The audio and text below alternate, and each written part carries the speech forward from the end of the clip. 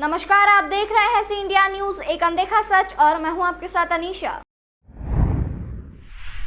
Madhya Pradesh Congress committee के अध्यक्ष जीतू पटवारी ने मीडिया से मुखातिब होते हुए कहा कि इंदौर बुद्धिजीवियों का शहर है। इंदौर शहर मां अहिल्या की नगरी है, जहां न्याय के लिए मां ने अपने बच्चों तक को सजा दी।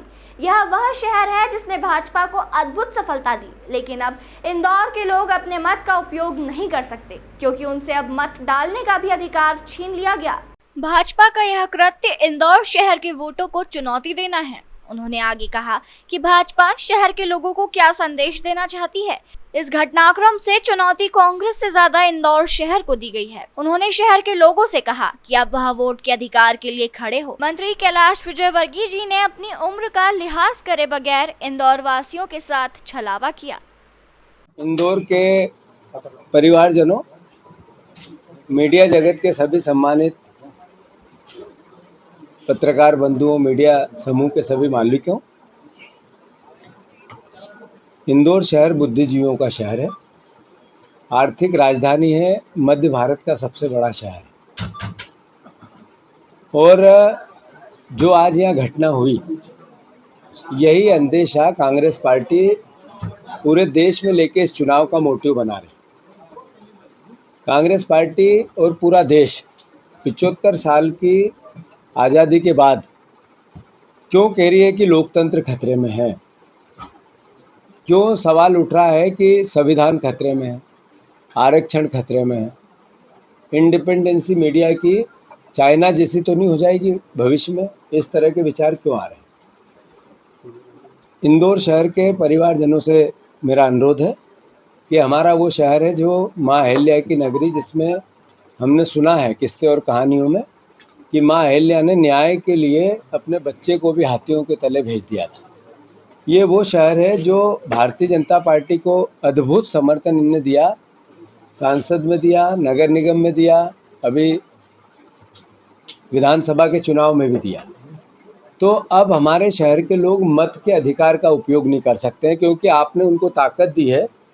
भारतीय जनता पार्टी के नेताओं को उन्होंने उनकी ताकत का उपयोग किया है।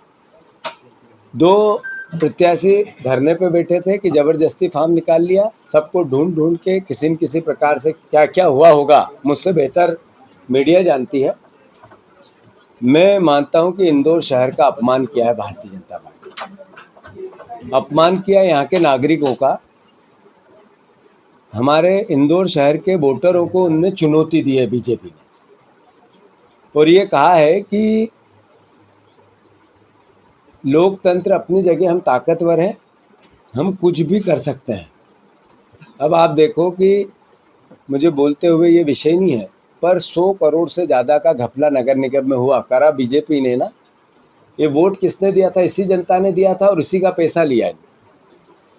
लोकतंत्र में कांग्रेस का बहुत नुकसान हुआ है इस पूरे घटनाक्रम में, बहुत दुखी भी हैं हम लोग, होना भी चाहिए।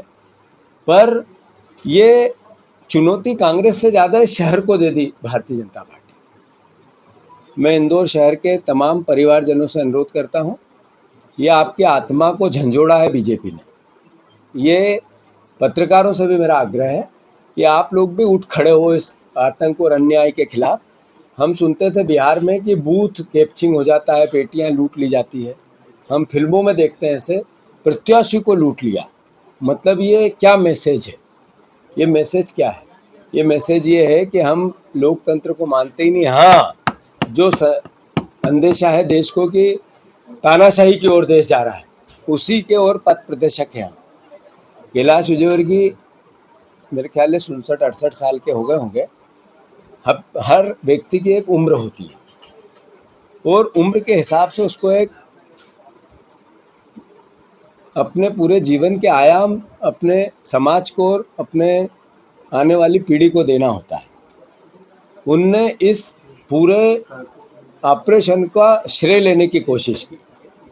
कैलाश विजयवर्गीय जी, आपने ऑपरेशन का श्रेय नहीं लिया, आपने गालियां दी है इस इंदौर शहर के वोटरों को। आपने कहा है कि हम कुछ नहीं समझते हैं आप लोगों को, हम जो चाहेंगे वो करेंगे। तो इंदौर वासियों, आप देखो, समझो, सोचो, लोकतंत्र क्यों खतरे में है। जहाँ तक कांग्रेस पार्टी का सवाल है, इन परिस्थितियों में हम क्या करेंगे इसकी एक वृहत रणनीति बनाएंगे।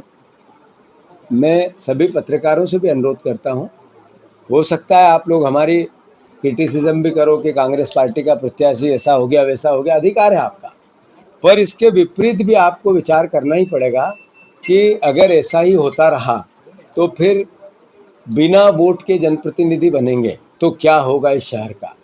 ऐसे ही 100 करोड़ के घपले होंगे, ऐसे ही जो गुंडे और बदमाश नेताओं के संरक्षण में चंदा उगाई या प्लाटों पे कब्जा करते रहेंगे। तमाम खबरों के लिए चैनल को लाइक, शेयर और सब्सक्राइब जरूर करें।